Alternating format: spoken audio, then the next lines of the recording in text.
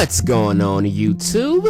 And for those of you who don't know, I spent the last month or so watching nothing but Teen Wolf because I was determined to get caught up with this show as fast as possible and before the new episodes came out. Just goes to show ya, anything can be achieved with just a little determination and no life. So where do I begin? There's just so many things to talk about that I just haven't gotten a chance to speak on yet. But I'll try to save that for another video and focus on episode 11. So episode 10 left off with the biggest prick on the show so far, Theo, backstabbing everyone around him. Turns out Stiles was dead on with his gut feeling about this guy. And Scott's natural personality of wanting to trust everyone, well, it almost got everybody killed. Scott, I know you mean well, but you think someone who lived in the world filled with human werewolves and chimeras and dread doctors, you'd be just a little more cautious when someone new pops up out of nowhere and decides they want to be your new best friend. I'm just saying. And by the way, a little disclaimer, there are so many funny names to call the bad guys on this show, so if I mess up and call a Dread Doctor a Chimera or Kinema a She-Wolf, I apologize ahead of time. Remember when life was simple and it was just about alphas, betas, and omegas? Those were the days. So in the preview it shows that Stiles is really mad about Scott. Now it doesn't show why, but if I had to guess, it's probably the same reason I'm mad at Scott. And that's because Scott trusting Theo is a big reason Stiles' dad is either gonna die or almost dead.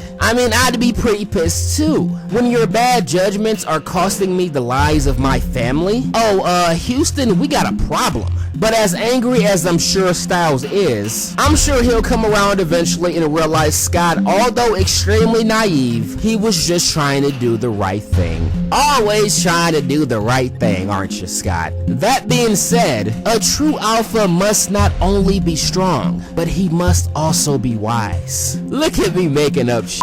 You gotta admit though, that sounded pretty good. Also, another thing, for those of you who ship Scott and Malia, according to some things I read online, their relationship will be picking back up in a big way. And you will, and I quote, see some dark sides to them that you have never seen before. Oh man, I can't wait. I know I'm late to the Teen Wolf party, guys, but better late than never, right? I brought drinks and food to make up for it, and a bunch of great content coming in the near future, because I will be covering Teen Wolf from this point forward. Now I know a lot of you are wondering who I ship on this show, and truth is, the only couple that I 100% shipped is no longer a couple. Allison! Okay. I'm still pissed off over that death. I seriously debated stop watching the show over that bullshit.